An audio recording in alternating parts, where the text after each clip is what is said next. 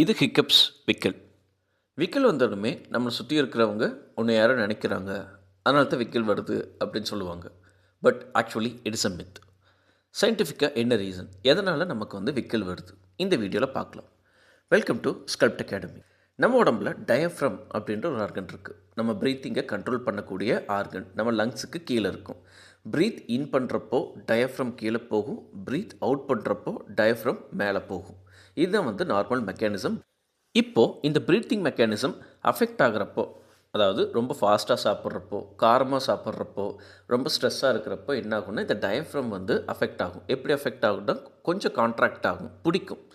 இந்த டயஃப்ரம் பிடிக்கிறப்போ என்ன மீன் ஆகுது அப்படின்னா டயஃப்ரம் கீழே போகுது அப்படின்னு அர்த்தமாகுது. ஸோ அதனால் நிறைய ஏர் உள்ளே வரும்.